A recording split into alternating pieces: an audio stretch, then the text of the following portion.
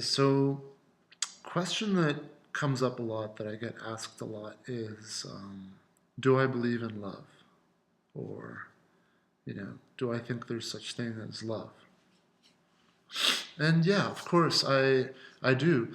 I believe the the big mistake or misconception with love is that there isn't just one type of love.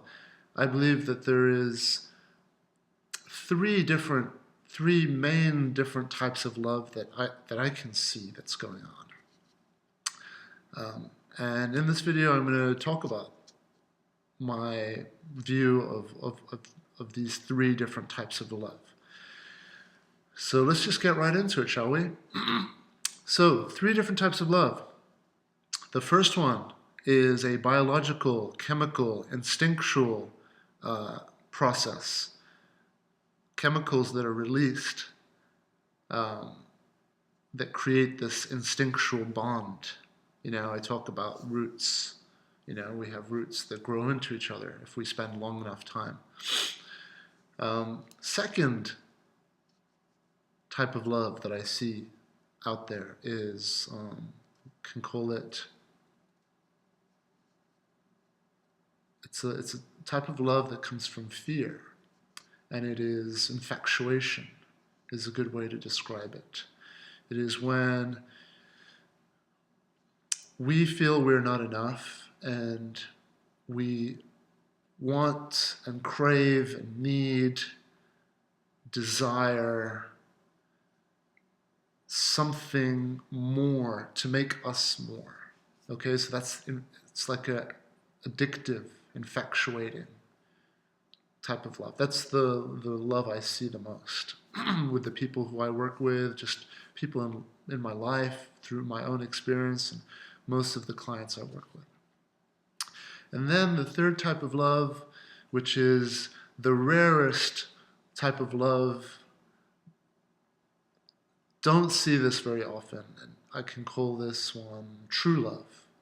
Or if the second type of love stems out of fear, of lack, then the third type of love, true love, stems out of acceptance. True love is acceptance. You hear me talk a lot about that. So true love, for example, is the type of love that is okay with everything. That's okay if you go through a breakup and person leaves. If you have true love, there's no you're okay with it. There's that acceptance. You'll be happy for them. You'll want the best for them. And if they don't want to be with you, you'll accept that. You will not want them to be miserable with you. You will truly love them. So let's dive into these three different types of love, shall we? And it's a pretty bright day today. It's cold but bright, so you're probably going to wind up not seeing me very well. I tried to put something to block the light, but it's a bit hard. Anyway, so yeah, let's dive into it. So love number one. Love number one. Love number one is it's a basic instinctual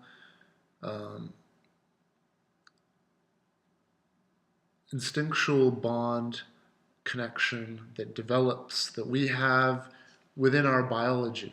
And it's basically that it's an attachment, a bond, a connection that is created. And my belief is that this happens when you spend enough time with someone or something. It can be a person, but it can also be an animal, a pet. It can be a thing. It can be a watch that you fall in love with. It can be a chair. It can be pretty much anything. It can be an idea. It can be a thought. It's something that you are spending a lot of repetitive time and energy, and the presence of it is in your life repetitively and significantly. Now, the type of bond that you're going to wind up creating depends on the type of relationship. So let's say, for example, sex is involved, then that takes it to another level. And there's the type of chemicals and the instinctual responses. Your biology is basically telling you that this is a mate. And this type of love is a type of love that all of us are capable of. And as I've mentioned before, even if you had even if it's someone that you hate, or even if it's someone who's not good for you, who's toxic for you, someone who's bad for you, or something that's bad for you. Let's like a toxic drug or cigarettes or porn or video games.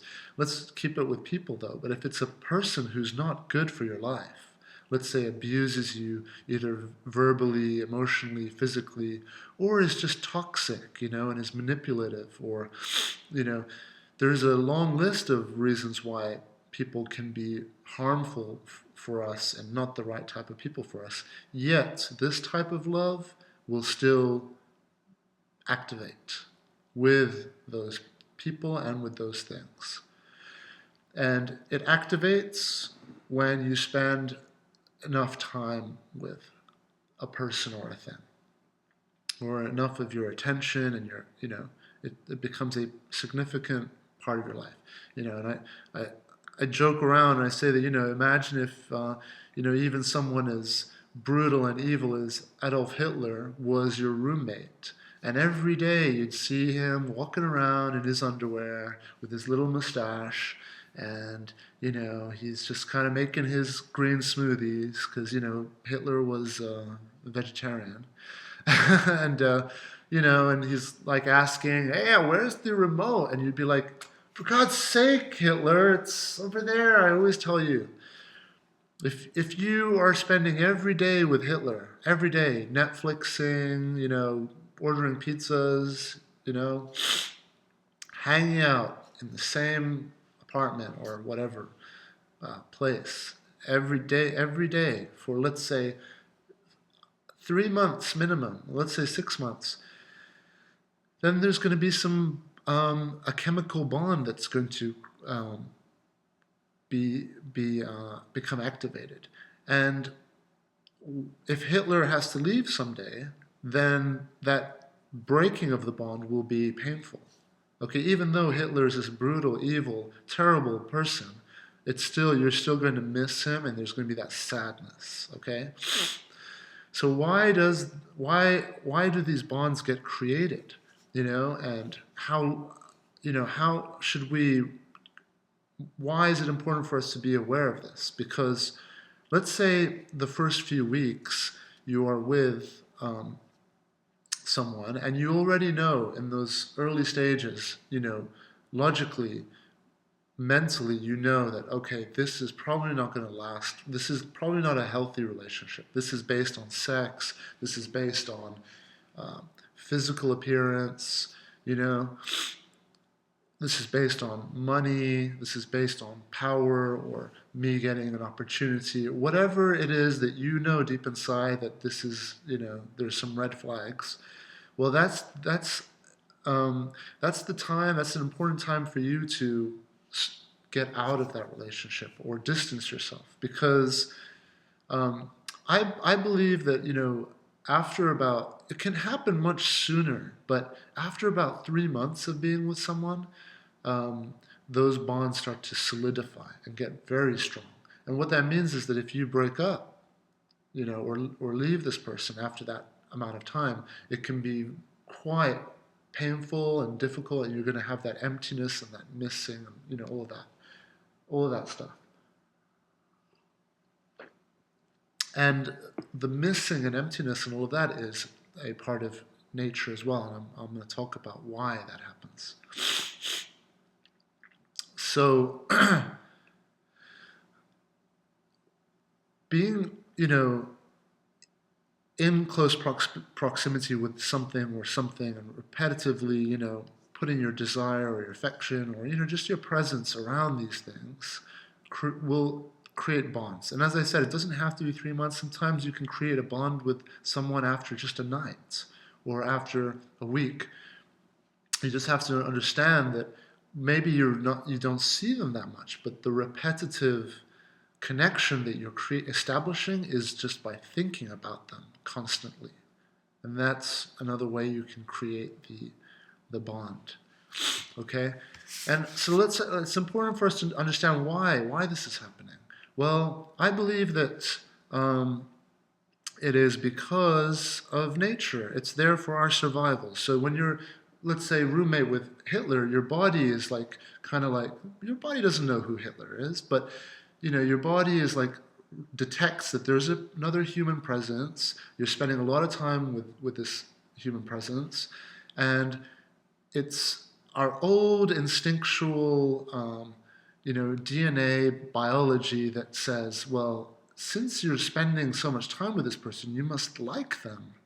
You've come to this person because you like them, and you've been drawn to them, and if you are staying so long and spending so much time with them, it's more than just liking them. You really love them. You really like them. Okay? And so the body starts to identify that, it starts all with your mind, of course. Remember, thoughts become beliefs, become instinctual responses, become your biology.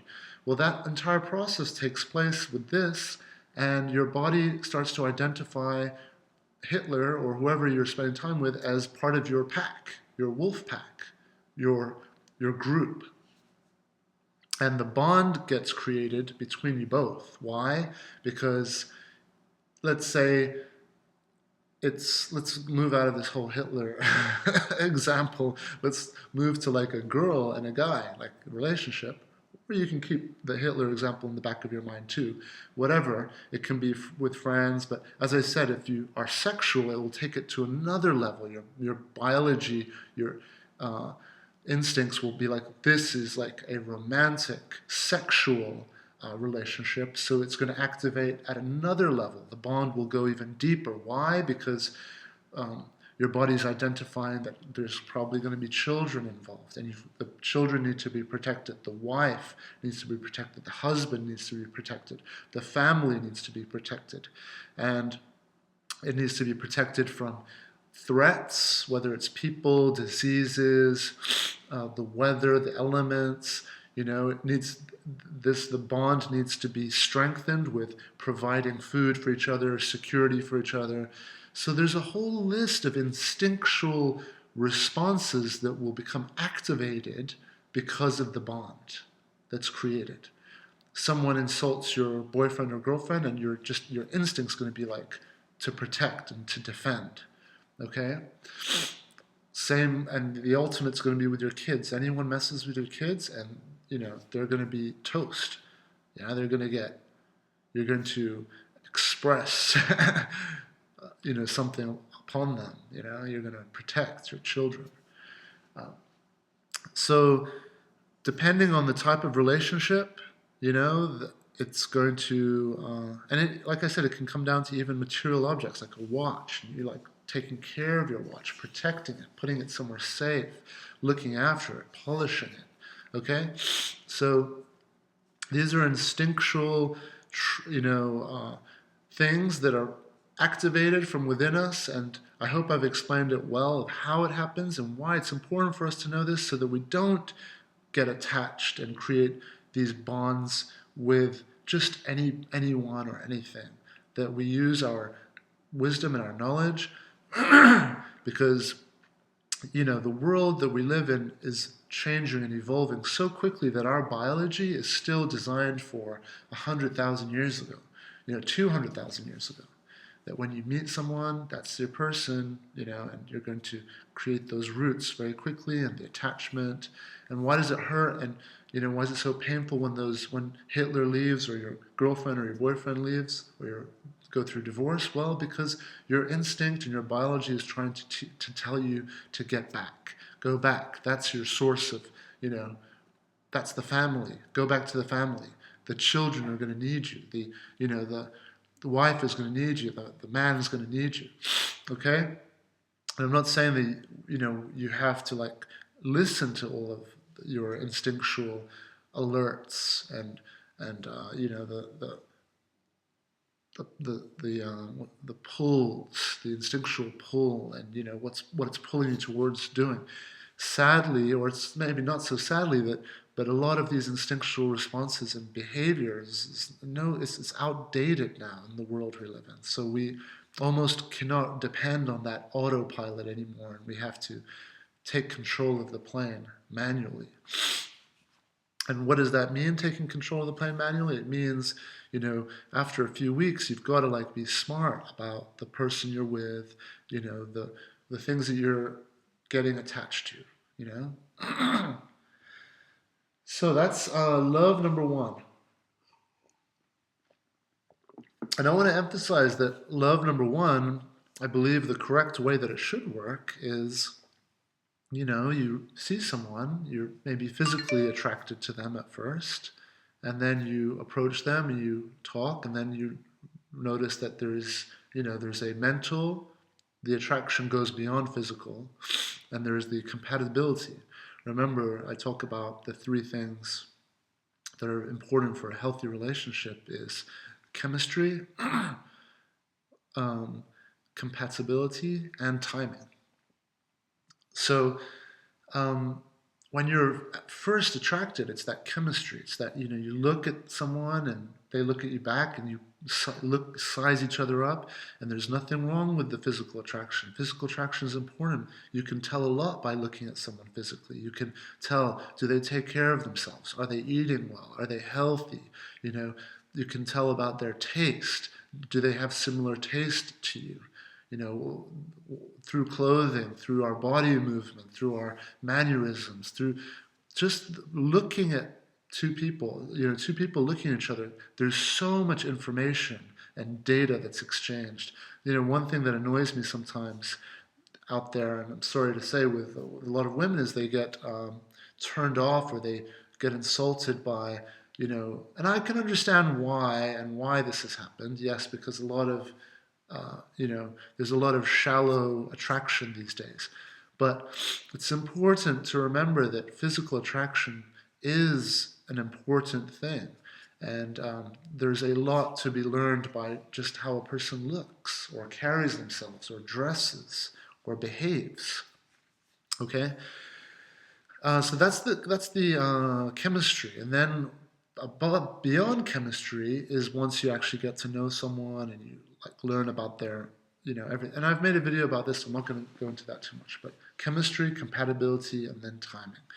So the way the first type of love really ought to work is, you're drawn to someone, you like them, and then you spend more time with them, and then the bonds create, okay? So it's just a very simple type of love. It's like, oh, I like this person. Oh, I like this person a lot. Oh, I love this person. I love being around this person. And I'll end the video with this, but I want to also mention it again now, which is that, I guess the ultimate love is when both people feel the same way towards each other, okay? And it's not one person who loves the other person more or less, or it's a mutual, love.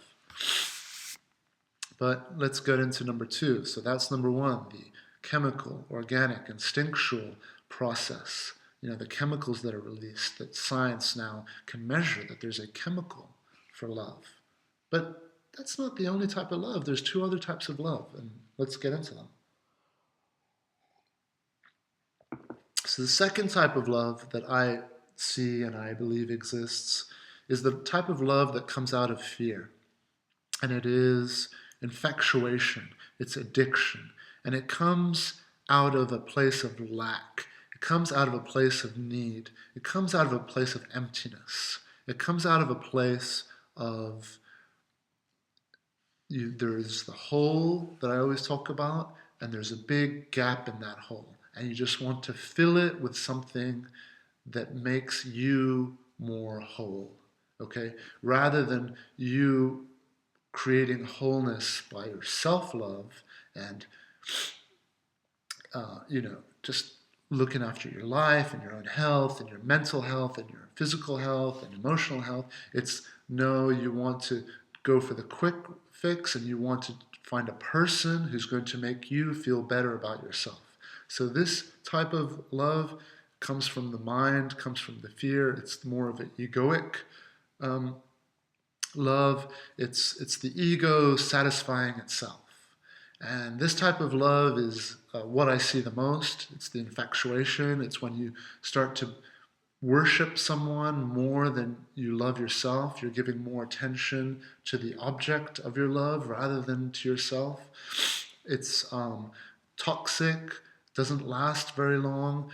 Usually it comes from pure chemistry, so there's that sexual attraction. Usually sex is involved. Usually it's, you're with someone who's just hot, there's nothing else. There's just a gorgeous girl or a hot guy, and it's more about that quick, stimulating excitement, the passion, the adrenaline, the endorphins. It's when someone is with someone else to make them feel more powerful. A good example is someone like a Donald Trump, and no offense to Donald Trump or Donald Trump supporters out there, not being political, just using him as an example, but there are many, many people, in fact, the majority of people do this, which is they'll have a trophy girlfriend or a trophy boyfriend, and their girlfriend or boyfriend is just an extension of who they are. They're basically telling the world, this is how cool I am. Check out my hot girlfriend. Check out my hot boyfriend. And they can express themselves through their boyfriend or girlfriend.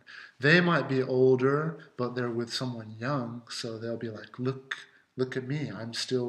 This is what I'm able of. This is what I'm still capable of. This is who I am. I'm this young, hot person,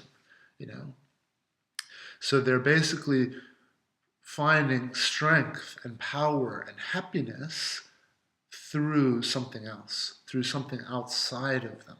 And it's incredibly dangerous because not only is that a unstable, unhealthy, more than likely a short-term type of relationship, and if it's long-term, it's probably going to be really toxic. There's going to be a lot of problems. And remember, love number one, you can get attached to anyone. So chemically, if you spend a lot of time or enough time with even this in this toxic love environment, you can get attached. You can both get attached to each other. And then it turns into a really toxic relationship because both people are not right for each other, but there's that first type of love, that attachment, that has taken place. So this is the type of love I see the most. And it's totally understandable. And I don't want to make it sound like it's a bad thing. It's okay to be infatuated with other people. It's okay to put people up on a pedestal. It's a natural thing that we do, but be aware of it. Because when you become aware of it, then you can realize that, oh, this is something not healthy. This is something where I need to work on and strengthen in my life and come back to myself more, strengthen my self-love more. If you're aware of this, you'll be able to be aware that there's some things within you, mentally, psychologically, that you can strengthen, that you can work on. Because going through your life, without improving or strengthening these things, it can be a lot of struggle and a lot of pain and a lot of hurt. And that's why a lot of people suffer through their breakups or their relationships, because the type of relationship they were in was this infatuation, this addiction, this toxic but masked in beauty and hotness and sex and excitement, But the pain that comes with it is the type of pain designed to teach you, to help you wake up, okay? And it's not a bad pain, okay? I'll tell you, the worst type of pain on earth is the pain that you don't feel. What I mean by that is almost all the pain that we feel is a good pain because it's trying to teach us something. Wake up, wake up. Whenever you feel pain, it means you still have a chance to wake up. Your body gives us pain for a reason. The reason for pain is to teach us, to wake us up. If we go in this direction and we hit fire, ow, ow, ow, we move, and then we go in a different direction. And if there's more fire, ow, ow, ow, we go back and we move until we find green pastures and rivers, and then we continue down that way. But sadly, a lot of people, they hit the fire and they're like, ah, and then, ah, and then, ah, and then, ah, and then, ah, for their whole life. And then sometimes, until, and then you catch fire. Okay? So pain is a good thing, but let me tell you what the bad pain is. The bad pain is the kind of pain you don't feel. I'll give you an example of bad pain. This is a bit brutal, so I hope it doesn't mess up anybody out there. But like people who step on a landmine, in war, soldiers who, an IED, an improvised explosive device, blows up next to them, or people who are shot with a gun, they actually don't have any pain. Because your body basically has just said that there's no point for you to have pain. You're going to die. So you go into a state of shock.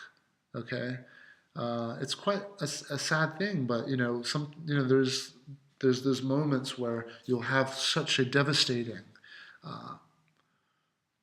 trauma that will take place that your body will literally just, it's not going to give you pain because there's no point to give you the pain.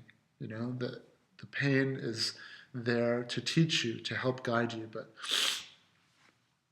so, even depression, numbness, emptiness, that's a type of pain, and your body is basically giving you a chance. Like, you still have a chance, okay? You still have a great chance. You just need to learn from all of this. And all right, anyway, it got a bit gloomy there with my whole landmine story. But let's go back to what we're talking about. So you've got number one type of love, the biological, chemical kind. Number two kind of love, which is the infatuation, the addiction, hey, check out my hot girlfriend, yeah? It's like my trophy wife. Donald Trump stands in front of the world and is like, this is me. This is what I'm capable of. This is how powerful I am. I'm the best. I have the hottest wife. I have the smartest wife. I have the best wife, better than everyone else's wife.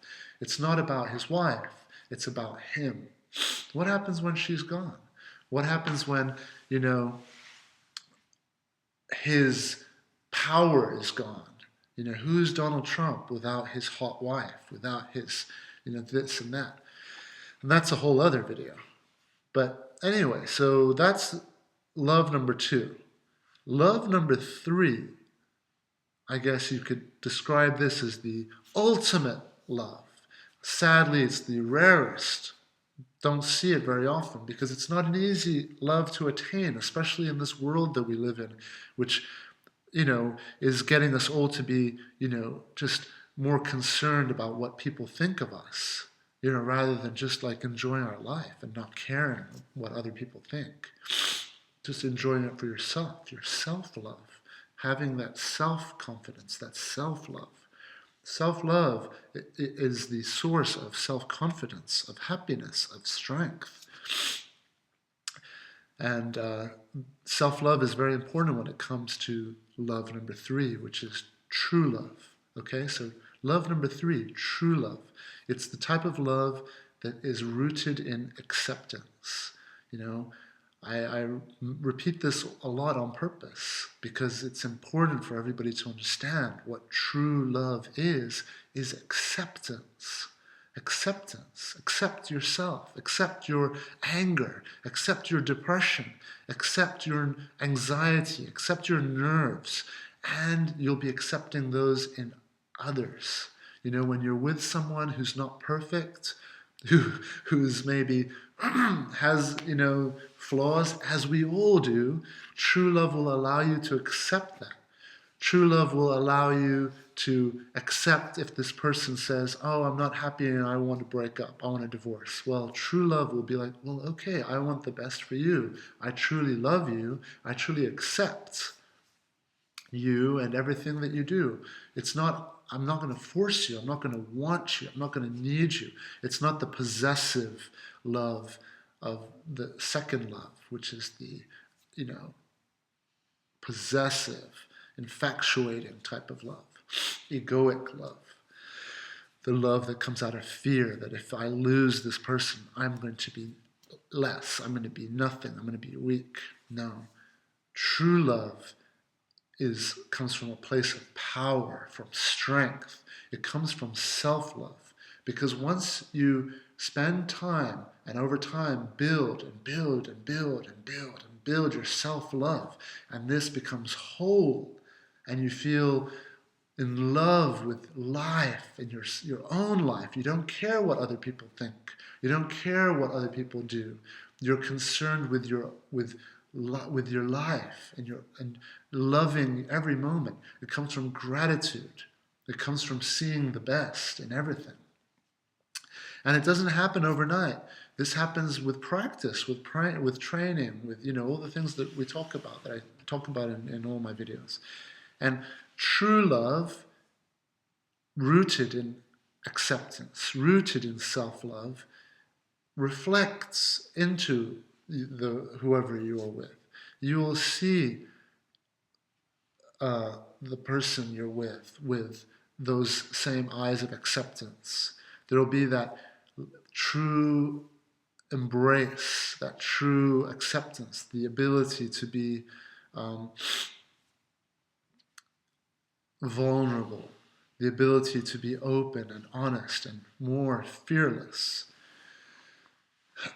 Now, at this point in the video, I think it's important because I can see a lot of the hippie people out there going, yes, that's what love is. Well, no. I believe in balance. Remember, balance is important.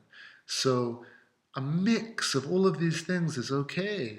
You know, a bit of the infatuation, possessiveness is okay. A bit of, you know, the first type of love where it's the chemical, biological, we don't have that much control over. But actually, we have a considerable amount of control over it by keeping our self-love, love number 2, our love number 3, self-love strong. Keeping your self-love strong keeps everything healthy, keeps most things in your life healthy. But having a mix of all of these 3 is okay. Having a little bit of, you know, then you can decide what's best for you, what serves you the most. How much of the first love do you want, you know? How much of the second love? You know, the second love is the most toxic and most unhealthy, but, you know, it's like spice. It's like chili peppers, you know? And sometimes putting some chilies in your food's okay, but you don't want to overdo it. Most people are completely on love number 2, and they don't have any love number 3. They don't, and, you know, they have way too much love number 1 or whatever. So balance is very important. You don't want to also be too much in the true love and spiritual self-love as well, because, well, let's just imagine that you have complete, true, blissful love. Let's, like Jesus, yeah? It's incredibly powerful, yeah? People like the Buddha or Jesus or Prophet Muhammad or, you know, Abraham, or all these, you know, incredible religious spiritual people who have existed through time, you know, Jesus, for example, no one could hurt him, no one could harm him. Why? Because he was in a state of blissful true love, which is basically, what's true love? It's acceptance. So he accepted everything, even the torture, even the pain. He was able to accept it. For him, he could accept it. He was okay with it. He had no resistance. He was just in a state of pure, true love. And when you're in that state, it's the most people can see it as like a weakness, but it's actually the most powerful state you can be, because no one can hurt you. No one can take anything from you. No one can touch you, because you are beaming wholeness. You are beaming wholeness and power and strength. So being in that state is incredible. And like I said, it's very rare. You rarely see people who are like that. But you don't have to be in that state completely, because imagine if you are completely in that state, 100% in that state. Well, someone comes along and decides, I'm going to rape your wife, or, kidnap your children. If you're like in a 100 blissful state of acceptance, you'll be like, oh, that's fine. No, there has to be some of that first instinctual, protective, there has to be some of that. So balance is important. And how are you going to know what's the correct balance for you? Well, it depends on your life, on your environment, the city you live, the town you live in, the people who are around you. Every town, every city is different and is unique. So you've got to figure out your own balance, Yeah, you can have people like, who will help you, teachers who will help you, guides, mentors, that you can learn from. But at the end of the day, no one is going to know you better than you, okay? So we have to use this. We have to use our mind, Otherwise, we're going to be a passenger in a plane without a pilot.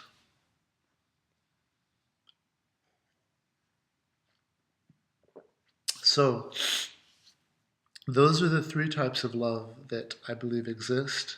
And,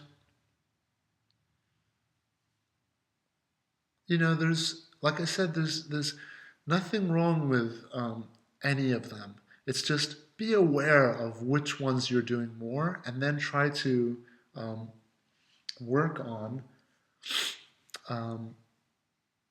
what you think you need to strengthen more. If you need to strengthen more of your ability to have true love, which comes from self-love, then there's ways to do that. If you want to reduce your addictive nature, the toxic, infatuating nature of how you love things, well, there's ways to do that too. That's why no contact is an important one for breakups, Excuse me. And then, number one, the biological, chemical love, be aware of it. Be aware of it. So aware. I go into all my relationships being very aware of that, roots will be formed. Chemical releases occur that create instinctual bonds, natural bonds and connections that are there for a reason. All right? And you know what? I'm going to add like daily tips or just quick tips into my videos that, things that I do that maybe other people might find useful. So my quick tip for today one of the most important things that I believe that I do, it's a supplement I take, is I take fish oil. Now, if you're vegetarian or vegan, I would guess there's other ways that you can do this, but the important thing is the omega, the omega fatty acids. Getting those in your body, it's really good for inflammation, okay? And inflammation is like created from stress, right? And stress, inflammation is what ages us. What damages our nerves, our joints, our body. It basically, if there's so many ways to help cool down and heal inflammation in the body, and one of them is by those oils, in avocados, that's rich in those things. So, but cold showers, cold baths is another way to do it. There's many things, even CBD. Actually, I got a question the other day about what my belief is on weed, and I'll make a video on that. Like I'm a huge fan, but balance is important. The way I treat weed is it's like a massage for my mind. I do it more as like a ceremonial thing. I don't do it to like party and all this. Like I like to do it before training. I like to do it before sex. I like to do it before uh, when I'm playing with my band, like live. You know, it just I don't like to smoke all day long. You know, like I like to be sober. I enjoy being out. I enjoy being sober, but I do occasionally like to do it, like I said, like a massage, and that way I keep it. I keep it. I don't overdo it, and when you overdo things, you know, you can kind of burn it out, and you will want more. You'll want stronger weed. Another note on weed is that unfortunately, like you know, I believe we've overbred it. It's like you know, a long time ago, the original apples looked different, and they were probably more healthier for our biology. Contained maybe less sugar, more fiber. You know, but then we bred the apples to death. You know, until we got like just basically a big bowl of sugar. You know, which is not how nature, you know, delivered it to us. You know, we did that. And it's the same with weed. You know, the older strains, I prefer the older strains that are, you know, there's the two elements in weed, CBD and THC. THC makes you high, CBD is like an anti-inflammatory.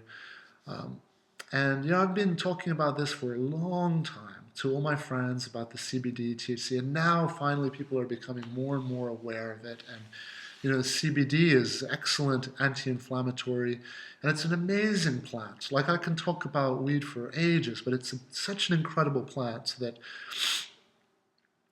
it gave us the THC, which basically opens our mind, helps us think in a different way, allows us to see things a little differently, but yet it also gave us the CBD. So it's like it's taking us to another world, or another perspective, but it's also holding our hand. The CBD, the anti-anxiety, the anti-inflammation, the healing. So it's like, come here, I'm going to take you somewhere, but it's okay. But what do we do as human beings? We're like, for years and decades, we focused on enhancing the THC in the cannabis. So most weed out there is like ridiculous THC levels, like high THC levels. And you know, I even went to the first cannabis cup here in America, which was like 3 years ago. It was in Colorado, and I went to that, and I was talking to a lot of the growers, and I was talking about CBD, and I was surprised that even a lot of the growers at the time didn't even have a clue what CBD was or why anyone would be interested in that. This is just 3 years ago. So yes, balance is very important and moderation. So I hope that answers your question. There was someone who asked a question about weed. And if you want, I can make a much longer video about weed very easily. But yeah, all things in moderation, and try to find maybe the older strains, the strains that have more of a CBD balance. Or what I like to do now is I'll buy pure CBD weed. And there's one out there called Charlotte's Web, which is pure CBD or almost pure CBD. And then I'll get other strains, and then I'll mix in my Charlotte's Web with the other strains, and then I'll create, you know, my own mixes, you know, which I think is going to be a trend as well. People are going to start making their own. It's like cocktails with drinks, you know. All right, this video's gone long enough, and I'm rambling again. And there's someone out there who said, why do you ramble so much? Well, this channel's called Mouth of the Ape for a reason. All right. Adios, everyone. Talk to you soon. Bye.